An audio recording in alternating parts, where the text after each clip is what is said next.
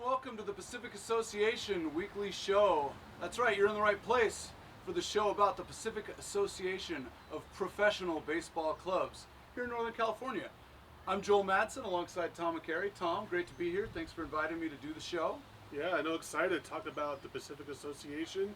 A lot of good baseball being played, especially right here in the San Francisco Bay Area. Well, who are the teams that play in the Pacific Association Baseball Club? I'm sure a lot of people want to know. Oh, absolutely.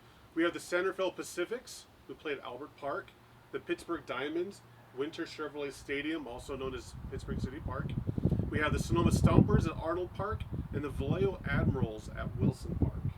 Okay, and every week what we've decided what we're going to give you is a little recap of the week of what's happened around the league, kind of tell everyone where the standings are, some of the headlines, a lot of cool things happen for some of these players. They might get, signed by a major league team. Someone actually, might throw a pretty good game, a no-hitter even, or just different things. We'll toss that in. And also, we're going to try to spice it in with some interviews, maybe bring people inside the league, and then give you a preview of the week to come.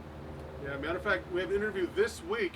So Centerville Pacific's owner and general manager, we have Mike Shapiro.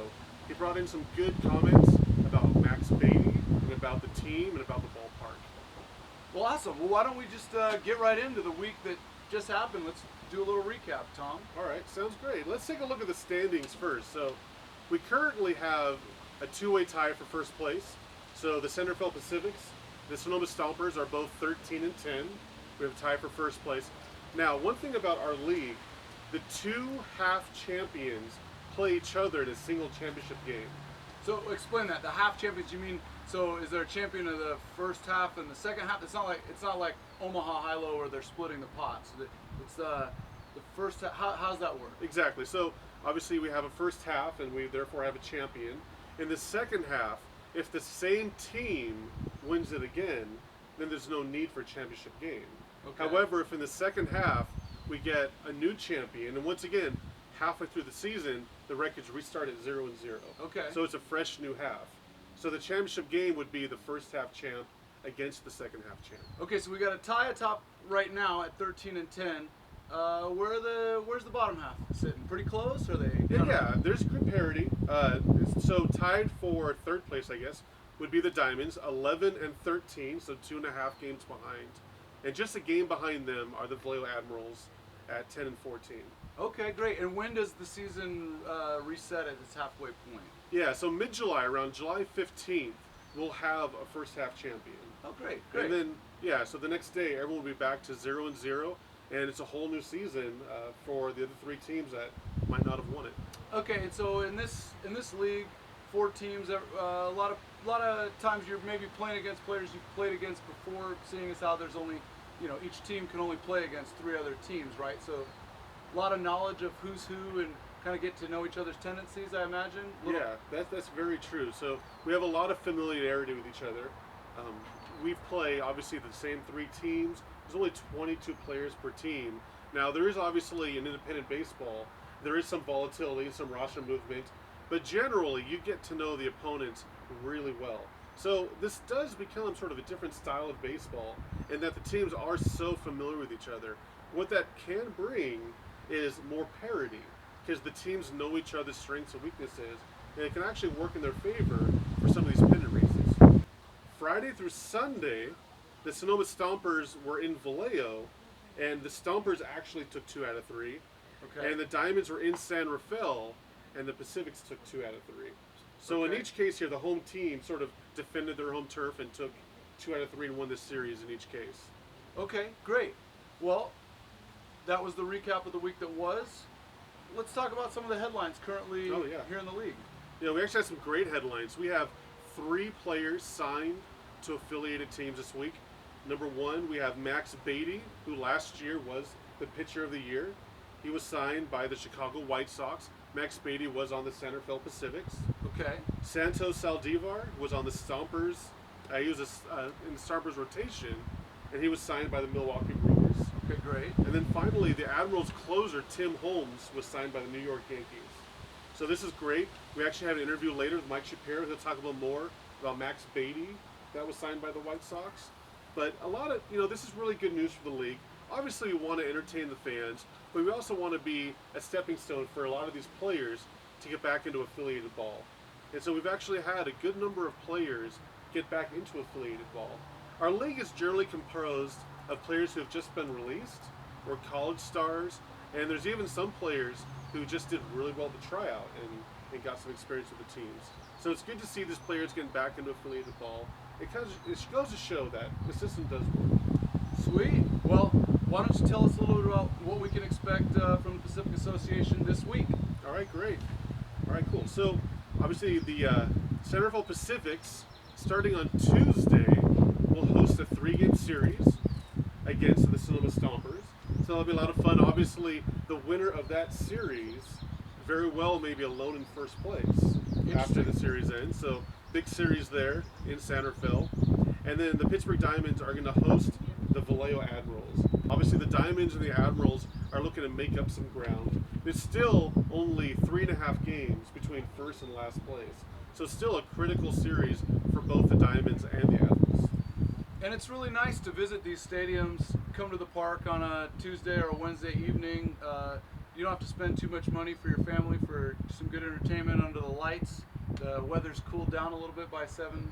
You can come out there and get some refreshments and snacks. Yeah, absolutely. Parking's free. It's very high quality baseball. The pitchers are throwing 90 miles an hour. The hitters are hitting wood bat home runs. Get yourself a hot dog, souvenir. You're not paying for parking. It's a really high quality level of baseball. It's a lot of fun. And you get sort of this old time ballpark feel. Well, great. That sounds like a fun and wonderful way to spend the evening with the family out at the yard. You were recently able to catch up with Mike Shapiro, part owner and general manager of the Centerville Pacifics. Why don't you tell us a little bit about that? Yeah, absolutely. I was able to catch up with Mike.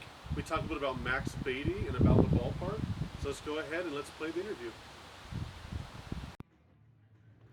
All right, I'm here with Pacific's general manager and part owner Mike Shapiro.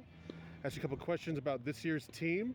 First question, can you tell me about Max Beatty and getting picked up to play affiliated ball?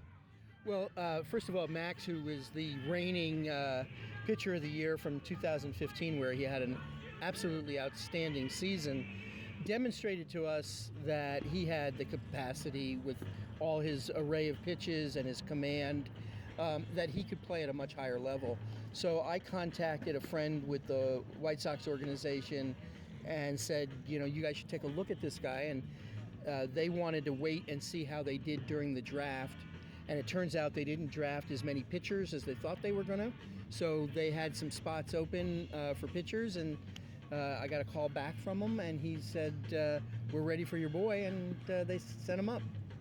Awesome. What are some patterns or attributes that you see in players that make the jump to affiliated ball and stick there? I don't think there's a stencil for that. I think that you have to take it on a case-by-case basis. For example, last year when Matt Chavez went up to the Padres, it was because he was just clearly dominant, and he had demonstrated that dominance over a long part of the season. And he was so exceptional in the things he achieved at the plate last year that it was going to attract somebody's notice. So he had gotten a lot of higher level independent league teams interested, but he didn't want to leave for another independent league team.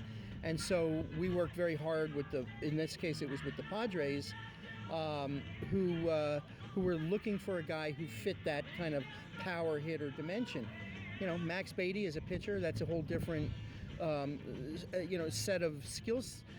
And I think with Jace Ray, who from the Stompers, who went up to the Red Sox, again, a different set of skill sets. He was more of a gap-to-gap speed kind of guy. So I think with the affiliated teams, and having been, worked at the affiliated level for the better part of my career, I think what they're looking for is players that are projectable.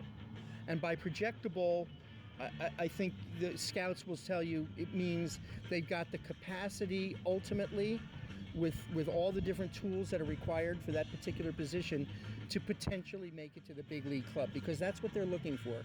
They're looking solely for guys who have the tools to potentially be at the big league level. Thank you so much.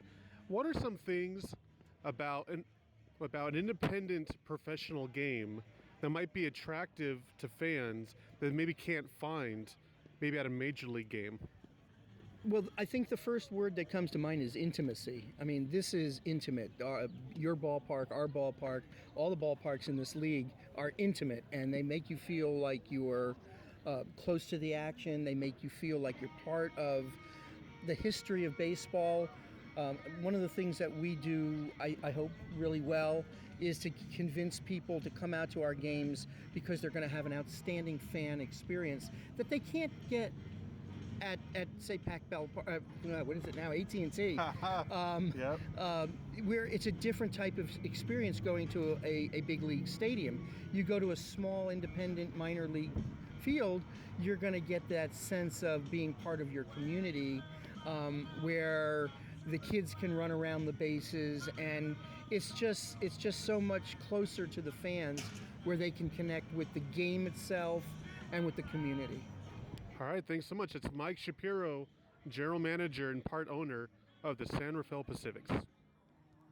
Wow, that was great, and just great insight from Mike Shapiro. No, Mike's great. He brings a lot of baseball experience, and he brings a lot of professionalism to the league, and we are very lucky to have him.